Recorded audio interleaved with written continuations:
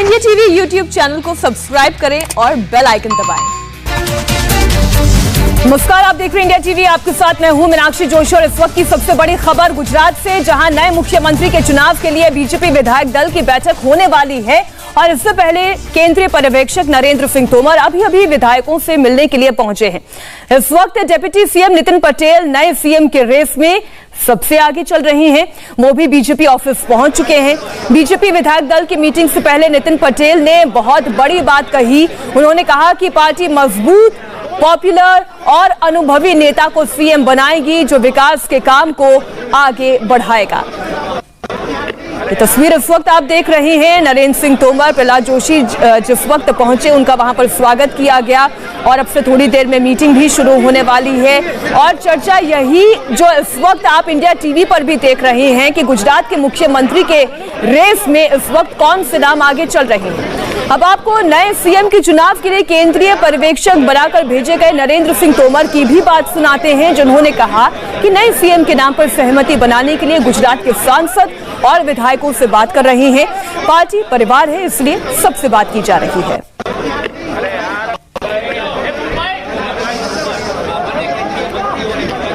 हम लोग आए हैं चर्चा तो करने को। अच्छा, अभी सांसदों को भी बुलाया गया था यहाँ पे, कोई के साथ निष्कर्ष निकला है? सांसद, विधायक, पार्टी के पदाधिकारी, सब पार्टी परिवार है, सबसे बातचीत होती है। तो पार्टी परिवार है और बातचीत सबसे हो रही है। निर्णय कपूर हमारे साथ लगातार जुड़े हुए हैं गांधीनगर से। निर्णय, सबसे पहले आप ये जानकारी दे दें कौन कौन इस बैठक के लिए पहुंच चुका है। और नितिन पटेल के नाम पर तो हम बहुत जोर शोर से चर्चा कर रहे हैं और नितिन पटेल का बार बार ये कहना, अनुभवी नेता ऐसा चुना जाएगा, वैसा मुख्यमंत्री चुना जाएगा जो पॉपुलर होगा, जिसे गुजरात की पहचान हो और गुजरातियों की जिसे पहचान हो। तो इसका मतलब क्या हम ये समझे कि नितिन पटेल ये मानकर चल रहे हैं कि उनका नाम एक अनुभवी नाम के तौर पर पार्टी समझेगी, विधायक समझेंगे और आगे रखेंगे? देखिए मीनाक्षी, पहले तो मैं आपको अपडेट दे देता हूं कि इस वक्त केंद्रीय पर्यवेक्षक जो हैं वो पार्टी अध्यक्ष सी आर पाटिल और खुद नितिन पटेल अभी थोड़ी देर पहले यहाँ पार्टी दफ्तर पहुंचे हैं, पार्टी मुख्यालय पहुंचे हैं, जहाँ पे 3 बजे बैठक शुरू होगी। अब रही बात नितिन पटेल के नाम की, मैं आपको बताऊं कि जिस तरह का माहौल अब बनना शुरू हुआ है, सिर्फ नितिन पटेल ही नहीं ऐसा मान रहे हैं, लेकिन पार्टी के जो यहाँ पे सीनियर नेता हैं, जो कि केंद्रीय पदाधिकारी भी हैं, ऐसे भी कई नेता हैं जो ये कह रहे हैं कि एक स्वाभाविक तौर पर ऐसा संकेत मिल रहा है, स्वाभाविक तौर पर यह संकेत मिल रहा है, इसे फाइनल नहीं माना जाना चाहिए, लेकिन स्वाभाविक तौर पर यह संकेत मिल रहा है कि जिस तरह के परिस्थितियां गुजरात में निर्माण हुई हैं इस वक्त, उस हिसाब से पाटीदार इक्वेशन को बैलेंस करने के लिए एक पाटीदार नेता होना चाहिए और वो एमएलएज में से ही हो। इसीलिए नितिन पटेल, जो कि सबसे अनुभवी नेता है, ऐसा भी नहीं है कि उनकी प्रधानमंत्री मोदी से नज़दीकियां नहीं हैं, काफ़ी नज़दीक रहे हैं वो। बीच में ज़रूर प्रधानमंत्री मोदी उनसे कुछ समय के लिए नाराज़ भी हुए थे, लेकिन बताया जा रहा है कि उन्होंने पिछले कुछ महीनों में सबकी नाराज़गी दूर भी की है। और अभी आखिर में आपने देखा होगा जो स्टेटमेंट, एक स्ट्रॉन्ग हिंदुत्व लाइन पे जो स्टेटमेंट उनकी तरफ से आया, वो भी ये बताया गया कि उनसे कहा गया था कि आप इस तरह से अपने आप को प्रोजेक्ट करना शुरू कीजिए। तो कहीं ना कहीं ये सारे जो घटनाक्रम है ये इस बात की तरफ संकेत कर रहा है। लेकिन मैं आपको बता दूं कि जहां तक नरेंद्र मोदी की बात है, प्रधानमंत्री नरेंद्र मोदी के बारे में कुछ भी श्योरली कहना अपने आप में एक गेस वर्क होगा और ये 99.9% टाइम ऐसा हो सकता है कि रॉन्ग भी हो, क्योंकि हमने कई बार देखा है कि तमाम इक्वेशंस को डिफाई करते हुए, तमाम इक्वेशंस की को पूरी तरह दरकिनार करते हुए एक नया फॉर्मूला लोगों के सामने ला करके रख दिया है। जब विजय रूपानी को रखा गया था गुजरात के मुख्यमंत्री के तौर पर, तब भी पाटीदार आंदोलन अपनी चरम सीमा पे था, लेकिन आपने कास्ट न्यूट्रल व्यक्ति को मुख्यमंत्री बना करके सारा डायनेमिक्स जो है गुजरात का बदल दिया। इसलिए इस बात पे भी पूरी तरह रिलाय नहीं किया जा सकता, लेकिन जो इस वक्त परिस्थितियां हैं उनमें यह माना जा रहा है कि शायद इस वक्त स्वाभाविक डिसीजन लिया जाएगा। लेकिन मैं आपको बता दूं कि कुछ भी एक्सपेक्टेड है। प्रधानमंत्री नरेंद्र मोदी कोई और थ्योरी अगर उनके मन में चल रही है, ऐसा एक सीनियर नेता जो कि केंद्रीय मंत्री भी हैं, उन्होंने बताया कि यदि कोई और थ्योरी उनके मन में चल रही है और वो थ्योरी हो सकता है आउट ऑफ द बॉक्स हो, जिसको हम परंपरागत तरीके से ना सोचते हो, अनऑर्थोडॉक्स थिंकिंग हो, और इस तरीके से कहा जा सकता है, जो अंग्रेजी में एक प्रोवर्ब भी है कि it isn't over until it's over. तो अभी पिक्चर जो है खत्म नहीं हुई है, कहानी बाकी है, इसलिए हम भी चर्चा ही बस कर सकते हैं। और हर्षवर्धन जी जो बात निर्णय कह रहे हैं कि पाटीदार आंदोलन उस वक्त भी चरम पर था, सबसे स्वाभाविक नाम नितिन पटेल का तब भी नजर आ रहा था, लेकिन विजय रूपाणी को प्राथमिकता दे दी गई। अब इस बार ऐसा क्या बदल गया है कि नितिन पटेल का नाम एक बार फिर से आगे चल रहा है? क्योंकि अभी भी श्योर हो कि कोई ये नहीं कह सकता कि नितिन पटेल ही बनेंगे मुख्यमंत्री गुजरात के। देखिए मीनाक्षी, जो निर्णय भी बता रहे हैं वहां से, और जाहिर है कि उनके पास तो गुजरात में जो कुछ चल रहा है उसकी बहुत सटीक जानकारी है। लेकिन एक चीज आप ध्यान से देखिए, भारतीय जनता पार्टी की किसी भी राज्य की राजनीति का बड़ा नेता कोई प्रभावी जाति से होने की वजह से नहीं होता है। मैं ये इतिहास के तौर पर आपको बता रहा हूं। आप उत्तर प्रदेश में सबसे बड़ा जाति समूह ब्राह्मणों का है, ब्राह्मण बनिया पार्टी ही कही जाती थी कुछ समय पहले तक। अभी एक जो कहें कि नया ट्रांसफॉर्मेशन हुआ है जिसमें पिछड़े और सबको लेकर साथ चलना, तो पहले भी लेकर चलते थे। लेकिन नेता कौन थे? कल्याण सिंह थे, लोध जाति से आते थे, लेकिन कोई उनको लोध नेता नहीं मानता था। वो भारतीय जनता पार्टी के नेता थे, हिंदुत्व के नेता थे, हिंदुओं के नेता थे। मेरा यह मानना है कि भारतीय जनता पार्टी अपनी इस विशिष्टता को, ये जो पहचान है, ये जो यूएसपी है, और पार्टी विद द डिफरेंस इस मामले में भी थी कि ऐसा नहीं है कि कोई जातीय पहचान या जातीय समूह प्रभावी होगा उसका नेता ही बड़ा होगा। मुझे लगता है कि नरेंद्र मोदी इस पर चलते हैं। अगर वो ऐसा होता है तो मेरे लिए तो ये चौंकाने वाली बात होगी, और मोदी पॉलिसी का मैं इसको शीर्षासन भी मानूंगा कि एकदम से पलट जाएगा। कई जगह ये होता हुआ दिख रहा है, लेकिन गुजरात में होगा क्योंकि खुद उनका ये अपना एक गृह प्रदेश है, वहां पार्टी को उन्होंने सांगठनिक तौर पर फिर बाद में सरकार में रहते हुए तैयार किया है, अभी भी उसको आगे बढ़ा रहे हैं। मुझे लगता है 10 साल आगे की राजनीति आज का जो फैसला होगा उससे तय होने वाला है। लेकिन देवेंद्र, जो चर्चाएं चल रही है राजनीतिक हलकों में, उसमें कहा यह जा रहा है कि विजय रूपाणी का जाना ही इस वजह से हुआ क्योंकि वो कास्ट इक्वेशन को साधते नजर नहीं आ रहे हैं। और अगर कास्ट इक्वेशन को ही साधना है तो फिर पाटीदार समुदाय से ही कोई नेता ही क्यों ना आगे किया जाए पार्टी की ओर से। जी निश्चित तौर पे, और इस बात में दम है। और पिछले चुनाव में आपने देखा कि किस प्रकार से बीजेपी को बहुत ज्यादा तकलीफ हुई थी चुनाव जीतने में और सरकार बनाने को लेकर। जाहिर तौर पर पार्टी अब फिर से वो एक्सपीरियंस नहीं करना चाहेगी। और एक दूसरा फैक्टर मैं आपको बताऊं कि आम आदमी पार्टी की शुरुआती धमक, मैं बहुत शुरुआती धमक ही कहूंगा, गुजरात में जिस प्रकार से शुरू हुई है, निश्चित तौर पे बीजेपी के जो स्ट्रेटजिस्ट हैं वो भी उस फैक्टर को ध्यान में रख रहे हैं कि ऐसा ना हो। और आम आदमी पार्टी ने क्या किया है कि 3 से 4 नेताओं को चुनकर और पूरे गुजरात उनका भ्रमण करा रहे हैं वो लोग, और कई जगह पे कुछ भीड़ आनी शुरू हो गई है। इसके अलावा लोकल बड़ी इलेक्शन में भी आपने देखा कि कांग्रेस की तुलना में आम आदमी पार्टी ने ज्यादा बेहतर प्रदर्शन किया था सूरत में। तो उस कंडीशन में निश्चित तौर पर बीजेपी और फूंफू का कदम रखना चाहेगी, और ऐसे में पाटीदार आंदोलन फिर से कोई ज्यादा नकारात्मक असर ना डाले, उस लिहाज से माना जा रहा है कि उसी समुदाय के व्यक्ति को सीएम बनाना ज्यादा बेहतर रहेगा। और शायद प्रधानमंत्री नरेंद्र मोदी या बीजेपी के शीर्ष नेतृत्व के हाल के दिनों की आप पॉलिटिक्स को देखें तो वो कास्ट सेंट्रिक ज्यादा दिखेगी। अगर कास्ट सेंट्रिक पॉलिटिक्स की हम बात कर रहे हैं, निर्णय क्या हलचल वहां पे कुछ बदली है, कुछ तेज हुई है? निर्णय पहले तो आप ये जानकारी दें क्योंकि आप बार बार पलट कर देख रहे हैं, मुझे ऐसा लगता है कि शायद अब कुछ और वहां पर घटना घट रही है। लेकिन निर्णय आप ये भी बताएं कि जो कास्ट सेंट्रिक पॉलिटिक्स चल रही है उसमें कांग्रेस के नेता हार्दिक पटेल ये कहते हैं कि बीजेपी का ही इंटरनल सर्वे ये बताता है कि बीजेपी के हाथ से पाटीदारों का मोह भंग हो गया है, उनके साथ वो अपने आप को जोड़कर नहीं देख पा रहे हैं, इसलिए विजय रूपाणी को इस्तीफा देना पड़ गया। और अब बीजेपी के सामने और विकल्प कुछ बचता नहीं है। अगर पाटीदारों को उन्हें अपने साथ रखना होगा तो उन्हीं में से एक चेहरा लेकर आना होगा मुख्यमंत्री के लिए। देखिए, पहले तो मैं आपको बता दूं मीनाक्षी के अभी नितिन पटेल के बाद आरसी फल्दू यहाँ बीजेपी पार्टी ऑफिस पहुंचे हैं। 2 नाम जिन पे इनफैक्ट आज सुबह से जीरो इन किया जा रहा है, नितिन पटेल और आरसी फल्दू, ये दोनों इस वक्त पार्टी ऑफिस पहुंचे हैं। तो कम से कम ये जरूर कहा जा सकता है कि जो चर्चाएं सुबह से चल रही थी और यहाँ पे शीर्ष नेतृत्व जो है जिसको केंद्र से भेजा गया है वो मौजूद हैं, पर्यवेक्षक मौजूद हैं, तमाम सीनियर नेता मौजूद हैं, पार्टी प्रेसिडेंट मौजूद हैं। तो जाहिर सी बात है इन दोनों नेताओं को सबसे पहले मीटिंग से करीब 2 घंटे पहले यहाँ बुला लेना हो सकता है इनके साथ कोई इम्पोर्टेंट डिस्कशन किया जाएगा, इम्पोर्टेंट चर्चा की जाएगी और इन्हीं दोनों नामों पे जीरो इन भी किया जा रहा था। और सबसे बड़ी बात, ये दोनों पाटीदार नेता हैं, पाटीदार समुदाय से आते हैं और जो सवाल था आपका कि क्या पाटीदारों में बीजेपी अपना जो प्रभुत्व है उसको खोती जा रही है, ऐसा भी नहीं कहा जा सकता। देखिए, पाटीदार और बीजेपी जो है एक तरह से दोनों का जो बॉन्डिंग है वो आज का नहीं है, करीब 3 दशक पुराना बॉन्डिंग है। और जाहिर सी बात है, आनंदीबेन जो कि खुद पाटीदार सीएम थी, उनके रहते हुए एक बड़ा आंदोलन हुआ, जिसके बाद जो कुछ भी घटनाक्रम हुआ उसमें जाहिर सी बात है मोहभंग हुआ था, लेकिन उसको काफ़ी हद तक कंट्रोल भी किया गया, डैमेज कंट्रोल काफ़ी हद तक हुआ है। कुछ सेक्शंस ऐसे हैं जो अभी भी नाराज़ हैं और पार्टी को सिर्फ ये डर है कि वो सेक्शंस, क्योंकि आम आदमी पार्टी को एक विकल्प के तौर पर देखते हुए उसके साथ धीरे धीरे जा रहे हैं, और वो भी खास तौर पे सूरत से, क्योंकि मैं आपको बता दूं सूरत जो है वो पूरे सौराष्ट्र एरिया को अफेक्ट करता है और सौराष्ट्र में यदि ये जो सेंटिमेंट है ये और ज़्यादा डीप पॉकेट्स में चला जाए, इससे पहले डैमेज कंट्रोल करना जरूरी था पार्टी के लिए। शायद इसलिए इस वक्त इस पूरे फैक्टर को थोड़ा और ज़्यादा प्रमुखता से देखा जा रहा है, थोड़ा और गंभीरता से लिया जा रहा है। वरना ये कह देना कि पाटीदार पूरी तरह पार्टी से विमुख हो चुके हैं, ये अपने आप में अब थोड़ा प्रीमेच्योर होगा। मैं आपको बता दूं कि नितिन पटेल जिन्हें उप मुख्यमंत्री बनाया गया था, उन्होंने काफ़ी हद तक कंसोलिडेट किया है सिचुएशन को।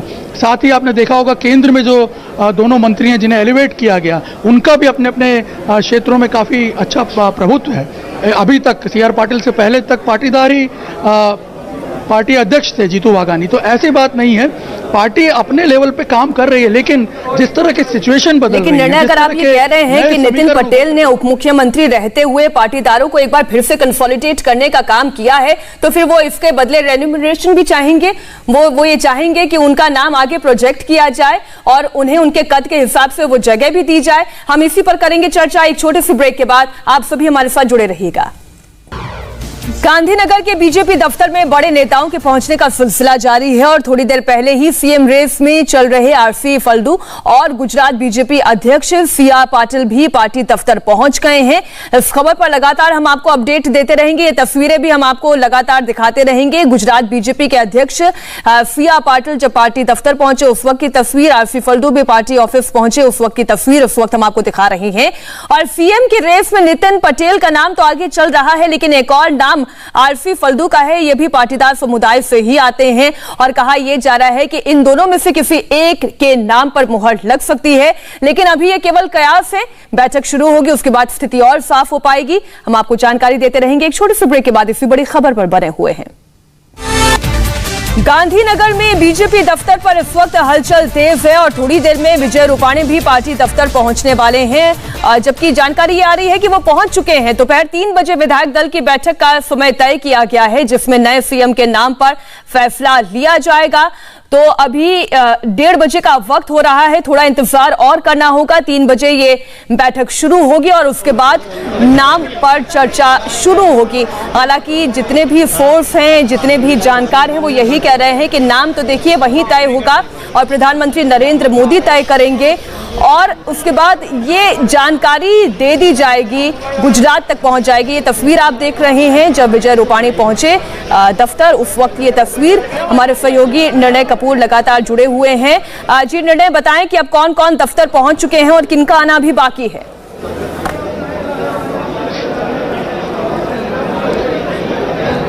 देखिए, तमाम जो सीनियर नेता हैं वो पहुंच चुके हैं और 2 नाम जिन पे सबसे ज़्यादा चर्चा हो रही है, नितिन पटेल और आरसी फल्दू, ये दोनों भी इस वक्त पार्टी दफ्तर में मौजूद हैं और अब धीरे धीरे विधायकों का आना शुरू होगा।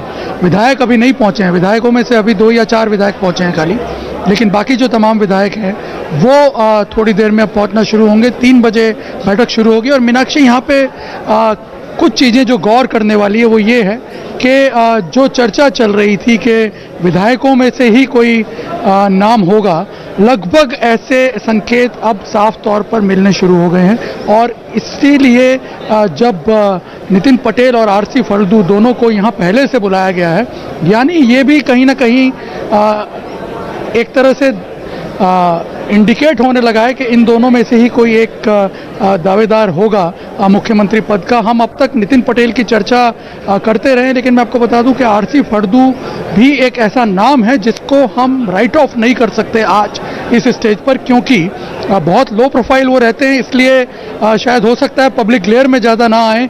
लेकिन जो अब तक का हमारा अनुभव रहा है, नरेंद्र मोदी अक्सर इसी तरह के सरप्राइजेस जो हैं, ऐसे ही डार्क हॉर्सेस जो हैं, उनको आगे कर देते हैं। रही बात पाटीदार फैक्टर को कंसिडर करने की, तो उस लिहाज से भी आरसी फड़दू जो है वो इस थ्योरी में फिट बैठते हैं। यहाँ अलग अलग थ्योरीज की बात चल रही है, तो इसी थ्योरी में आरसी फड़दू भी फिट बैठते हैं। और दूसरी बात मैं आपको बता दूं कि निर्णय में आऊंगी आपके पास, आप ही की बात में कुछ देवेंद्र ऐड ऑन करना चाहते हैं। जी देवेंद्र। और निर्णय, अगर आरसी फड़दू को सीएम के तौर पे चुना जाता है तो फिर एक बड़ी दिलचस्प तस्वीर ये दिखेगी कि जाहिर तौर पे फिर नितिन पटेल डिप्टी सीएम नहीं रह सकते। दो पाटीदार को सीएम और डिप्टी सीएम तो रखा नहीं जाएगा, और वहां पे अगर नितिन पटेल डिप्टी सीएम नहीं होते हैं, क्या उन्हें संभालना इतना आसान रहेगा? ये बिल्कुल ये मेरे भी दिमाग में ये प्रश्न चल रहा है। और मैं आपको बताऊं, कहीं ना कहीं जितना मैं गुजरात की राजनीति को समझ पाया हूं, जिस तरह से अभी नितिन पटेल के आसपास पूरा एक तामझाम सुबह से क्रिएट होता हुआ नजर आ रहा है, हमें एक ये फैक्टर भी कंसिडर करना चाहिए कि क्या कहीं ये उसी रिएक्शन को कंट्रोल करने के लिए तो ये सारा माहौल क्रिएट नहीं किया जा रहा है। क्योंकि हमने अक्सर देखा है कि नितिन पटेल जो हैं वो टेम्परामेंटल लीडर हैं, और कई बार हमने देखा है कि वो उस टेम्परामेंट को शो भी करते हैं, और उनके जो सपोर्टर्स हैं वो भी काफ़ी रिएक्टिव हैं, काफ़ी रिएक्ट करते हैं सिचुएशंस में। तो शायद ये एक जैसे कहते हैं कैमोफ्लेज करने का तरीका हो, कैमोफ्लेज करके इस पूरी चीज़ को इस तरह से प्रेजेंट किया जा रहा हो कि नितिन पटेल के लिए पूरा एक माहौल तैयार किया गया था, लेकिन हो सकता है उनका चांस एक बार फिर से मिस हो गया। और शायद मुझे ये लगता है कि इस बात को बाद में उस तरफ 2015 में जो हुआ था, 16 में माफ कीजिएगा, उस चीज को उसके साथ रिलेट करके इसी तरह से देखिए, अगर हम को रिलेशन में जाएं तो पिछली बार भी सबसे ज्यादा नाम नितिन पटेल का ही चल रहा था, लेकिन नाम आया विजय रूपाणी का। इस बार भी सबसे ज्यादा चर्चा नितिन पटेल की चल रही है, लेकिन आप कह रहे हैं कि अगर पाटीदार नेता होंगे तो वो आरसी फड़दू भी हो सकते हैं। इसी बीच एक बड़ी खबर यह भी है कि बीजेपी ऑफिस में नरेंद्र सिंह तोमर, प्रहलाद जोशी विधायकों से मिल रहे हैं। इसके बाद 3 बजे विधायक दल की मीटिंग होगी जिसमें नए सीएम का चुनाव होगा। इससे पहले बीजेपी ऑफिस में नेताओं के पहुंचने का सिलसिला जारी है। सीएम के रेस में आगे चल रहे नितिन पटेल और आरसी फड़दू, और बीजेपी के प्रदेश अध्यक्ष CR पाटिल भी बीजेपी दफ्तर पहुंच चुके हैं। तो जितने सीनियर लीडर्स हैं वो बीजेपी दफ्तर पहुंच चुके हैं, और जाहिर है चर्चा भी शुरू हो गई होगी। हर्ष जी, आप तो पटेल समुदाय से ही आगे, पाटीदार समुदाय से ही आगे आकर एक नाम चुन रहे हैं, तो आपकी नजर में अगर ये 2 नाम नहीं तो फिर और तीसरा नाम कौन हो सकता है? देखिए, पटेल समुदाय से अगर हम बात करेंगे तो पाटीदार समाज से भारतीय जनता पार्टी की इस सरकार में सर्वाधिक मंत्री हैं। प्रतिनिधित्व के तौर पर देखें, अगर गुजरात की सरकार भी देखें या जो नरेंद्र मोदी की सरकार है उसमें भी जो अभी एक्सटेंशन हुआ जिसको हम मोदी 2.0 का विस्तार कह रहे हैं, तो कहीं उनके प्रतिनिधित्व को लेकर कहीं कोई समस्या नहीं है। कल जब सरदार धाम में बोलते हुए वर्चुअली, हालांकि वो जुड़े हुए थे, तो प्रधानमंत्री नरेंद्र मोदी ने एक ट्वीट किया है और उसको भी पढ़ना चाहिए। उन्होंने कहा कि जहां भी पाटीदार समाज रहता है वो देश को कारोबार करना सिखाता है, देश के जिस हिस्से में रहते हैं वो वहां बेहतरी करते हैं, आगे बढ़ाते हैं, और नीचे की लाइन है जो कहती है कि वो सबसे ऊपर देश को रखते हैं। ये कल ही का भाषण है उनका, और मुझे लगता है कि बहुत सी चीजें हैं। देखिए, मैं बार बार कह रहा हूं कि ये क्षमता रखना कि कोई जान जाए कि कौन बनेगा मुख्यमंत्री, ये बता पाना तो लगभग असंभव है, लेकिन जो संकेत हैं उसमें मुझे लगता है कि ये जो नाम चल रहे हैं शायद ये नाम वही कि स्वाभाविक तौर पर इनको बढ़ना है, लेकिन चौंकाएंगे मोदी जी, फिर से चौंकाने की तैयारी कर रहे हैं। अब मैं हाइपोथेटिकली पूछती हूं, ये चौंकाने वाले नाम कौन से हो सकते हैं? मनसुख मांडविया पर हम इसलिए चर्चा नहीं कर रहे हैं क्योंकि ऑलरेडी उनके पास एक बहुत ही इंपॉर्टेंट पोजीशन है केंद्र सरकार में, वो हेल्थ मिनिस्ट्री संभाल रहे हैं। रूपाला को आप कह रहे हैं कि शायद उनका भी नाम इसमें शामिल नहीं होगा, केंद्र से एक बार फिर से राज्य में भेजना शायद नरेंद्र मोदी ये नहीं चाहेंगे, फिर और दूसरा या तीसरा नाम कौन हो सकता है? देखिए, मैं इसको इस तरह से कहूंगा और ये सवाल लेके मैं निर्णय के पास जाता हूं, क्योंकि निर्णय जी वहां पर हैं और निश्चित तौर पर गुजरात को बहुत अच्छे से देख रहे हैं। देखिए, दो चीजें यहां स्पष्ट हैं। भारतीय जनता पार्टी नरेंद्र मोदी 2001 से 2014, 2014 से 2021 आनंदीबेन पटेल और विजय रूपानी। अब आप देखिए, भारतीय जनता पार्टी को अपनी जमीन बनाए रखने के लिए बड़ा परिवर्तन करना है। उस बड़े परिवर्तन में भीखूभाई दलसानिया वहां से जाते हैं पटना, काशी से पटना और पटना से अहमदाबाद पहुंचते हैं रत्नाकर जी, जो क्षेत्रीय जो अभी सह संगठन मंत्री थे, अभी संगठन मंत्री बन गए। भारतीय जनता पार्टी गुजरात में नए सिरे से खुद को खड़ी करने की कोशिश कर रही है और उसमें क्या पुराने नेता होंगे क्या? मेरा यह मानना है, मुझे ऐसा लगता है कि कोई नया नेतृत्व होगा जो अगले 10 वर्ष की राजनीति करने जा रहा है, जो संघ परिवार से होगा, जो भारतीय जनता पार्टी को अच्छे से समझता है और जिसको मोदी जी, क्योंकि वहां कौन कौन लोग इस तरह से काम नहीं कर रहे हैं मैं नहीं जानता हूं, लेकिन जिसको मोदी जी अपने प्राथमिकता वाले काम में लगाकर काम ले रहे हैं, मुझे ऐसा लगता है कोई इस तरह का नेता आ सकता है। निर्णय, आप इसमें कुछ कमेंट करना चाह रहे हैं क्या? अगर पाटीदार समुदाय से कोई मुख्यमंत्री नहीं होगा तो कोई और चेहरा हो सकता है? देखिए, मैं इन दोनों चीज़ों पे बात करता हूं, लेकिन पहले मैं आपको एक चीज़ बताऊं कि ये जो नितिन पटेल का आखिरी स्टेटमेंट जो आया अभी अपने यहाँ पार्टी दफ्तर पहुंचने से पहले, जब उन्होंने घर में बात करते हुए जो आखिरी स्टेटमेंट दिया, जिसकी हम काफ़ी देर से चर्चा कर रहे हैं कि एक ऐसा नेता होना चाहिए जो प्रभावी हो, जिसकी तमाम लोगों में एक पहचान हो, पूरा गुजरात उसे जानता हो। कहीं ना कहीं नितिन पटेल को शायद ये इंडिकेशन लग रहा है कि एक बार फिर से जोर लगाना चाहिए। कहीं उन्हें ये लग रहा है कि कुछ कमी पेशी रह गई और मेरा नाम अगर चूक गया मैं, क्योंकि जिस तरह से सरप्राइजेस दिए जाते हैं, जिस तरह से सरप्राइजेस आपने देखा, हमने पहले भी पास में देखे हैं, नितिन पटेल को हो सकता है होप्स दिए गए हों और उन्हें लास्ट में ये लग रहा हो कि शायद मेरा नाम कट सकता है, और इस वजह से ये स्टेटमेंट आखिरी मोमेंट पे देना, ये कहीं ना कहीं इस बात को इंडिकेट कर रहा है कि नितिन पटेल खुद भी संशय में हैं। और इसी वजह से मैं ये कह रहा हूँ कि हो सकता है कि सरप्राइज एलिमेंट के तौर पर आरसी फड़दू का नाम जो है वो आगे लाया जाए। जब हम सरप्राइजेस की बात कर रहे हैं, मैं आपको बता दूं, आरसी फड़दू अगर मुख्यमंत्री बनते हैं तो ये अपने आप में एक बहुत बड़ा सरप्राइज होगा। काफ़ी लो प्रोफाइल रहे हैं, ज़्यादातर मीडिया ग्लेयर से दूर रहते हैं, और आपकी जानकारी के लिए बता दूं कि प्रधानमंत्री नरेंद्र मोदी के साथ उनका जबरदस्त कनेक्ट है। इक्वेशन भी अच्छी है। तो फिर जो देवेंद्र जो सवाल लेकर आपके पास आए थे कि फिर नितिन पटेल क्या करेंगे, क्या वो उप मुख्यमंत्री रहेंगे, ये फिर एक अहम सवाल हो जाएगा, और फिर उन्हें वापस मनाने के लिए पार्टी क्या करेगी। बहरहाल डिप्टी सीएम नितिन पटेल का नाम सीएम की रेस में अभी तक तो स्वाभाविक तौर पर आगे चल रहा है। हालांकि जो दोनों हमारे सहयोगी और हमारे साथ वरिष्ठ पत्रकार जो जुड़े हुए हैं वो अभी भी इस बात पर थोड़ा सा डाउट कर रहे हैं। वो अभी भी ये मान रहे हैं कि कोई एक सरप्राइज एलिमेंट के तौर पर प्रधानमंत्री नरेंद्र मोदी चौंका सकते हैं।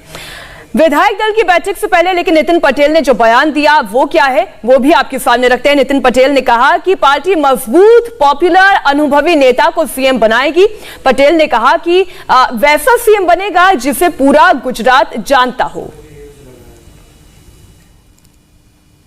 जो हमेशा कोई पण नेतृत्व तो पार्टी मजबूत पसंद करे, लोकप्रिय पसंद करे, अनुभव वाला व्यक्ति ने पसंद करे, અને સ્વાભાવિક છે કે બધાને સાથે રાખીને ચાલે અને આખું ગુજરાત જેમને ઓળખતું હોય એવા મુખ્યમંત્રી હોવા જોઈએ। नए सीएम के चुनाव से पहले डिप्टी सीएम नितिन पटेल ने क्या कहा है वो भी आपको बताते हैं। उन्होंने कहा कि पार्टी मजबूत, पॉपुलर, अनुभवी नेता को सीएम बनाएगी, विकास का काम आगे बढ़ाने वाला सीएम बनेगा, घर घर में पहचाना जाने वाला चेहरा चाहिए जिसे पूरा गुजरात जानता हो, वैसा सीएम चाहिए। पर्यवेक्षकों ने गुजरात के नेताओं से बात की है तो जो बातें वो कह रहे हैं अगर उसी को पैमाना माने तो नितिन पटेल इसमें खरे उतरते हैं। लेकिन क्या पार्टी के जो शीर्ष नेता हैं वो भी ये बात मानते हैं? देवेंद्र, क्या नरेंद्र मोदी भी ये बात सोच रहे हैं या इसी आधार पर वो निर्णय लेंगे? क्योंकि हाल के दिनों में हमने देखा जो भी चेहरे बनाए गए वो शायद वो चर्चा में भी नहीं आए। कई नाम तो ऐसे थे, अगर हम उत्तराखंड की भी चर्चा करें, चर्चा में भी नहीं थे और उसके बाद हमने देखा वो मुख्यमंत्री भी बने। जी हाँ, और नितिन पटेल के रास्ते में अगर आप देखें तो लगभग उनकी उम्र होगी 66 साल के आसपास उनकी उम्र होगी, और उस लिहाज से जो बात बीजेपी के हाल के फैसलों में दिखता है कि अगले 10, 15, 20 साल की राजनीति के हिसाब से फैसले किए जा रहे हैं, उस पर वो फिट नहीं बैठेंगे। दूसरी चीज़ कि जो इंडिकेशन की हम लोग बात कर रहे हैं, निश्चित तौर पर नितिन पटेल का ये कहना और सार्वजनिक तौर पर कहना, सीधे सीधे वो बता रहे हैं कि ऐसा होना चाहिए, मतलब उन्हें कोई भी इंडिकेशन नहीं है। और मीनाक्षी, जैसा कि पहले हम लोग बात कर रहे थे, अब से थोड़ी देर पहले भी मैंने पूछा था मैसेज करके 2 बड़े नेताओं को जो कि गुजरात में मौजूद हैं, दिल्ली से गए हुए हैं, उनका ये कहना था कि अभी तक हमारे पास जानकारी नहीं आई है। मतलब अभी भी एक ओपन गेम है वहाँ पर। निश्चित तौर पे ये आखिर फैसला क्या होता है, क्योंकि अगर आरसी फल्दू को बनाया जाता है तो उसका सीधा मतलब ये रहेगा कि तब ऐसा नहीं होगा कि पटेल सीएम और एक पटेल भी डिप्टी सीएम हो। नितिन पटेल फिर क्या सिर्फ मंत्री बन के रहेंगे, क्या वो बगावत नहीं करेंगे? क्योंकि अब राजनीति के हिसाब से देखें तो उनका जो तेवर है, निश्चित तौर पे वो बगावत कर सकते हैं। क्या पार्टी ये चाहेगी, वो भी तब जब पार्टी अर्ली इलेक्शन के मूड के संकेत भी दे रही है। तो ये सारी चीज़ें निश्चित तौर पर बहुत ज़्यादा दिलचस्प होंगी अगर नितिन पटेल के बजाय किसी और को सीएम बनाया जाता है, किसी और पटेल को सीएम बनाया जाता है तो। जी मीनाक्षी, बिल्कुल। इसी के साथ हम एक छोटे से ब्रेक के लिए यहाँ रुक रहे हैं। इसी बड़ी खबर पर हम बने हुए हैं, क्योंकि केवल नितिन पटेल और आरसी फल्दू का ही नाम नहीं, बल्कि गणपत वसावा और एक और नाम सियाल का जो हम आपको दिखा रहे हैं, उनका भी नाम आगे चल रहा है। हम इस पर भी करेंगे चर्चा एक और छोटे से ब्रेक के बाद। नमस्ते, मैं हूं मीनाक्षी जोशी। वीडियो और खबरों से अपडेट रहने के लिए India TV YouTube channel subscribe करें, बेल आइकन दबाना ना भूलें। जुड़े रहें इंडिया टीवी के साथ।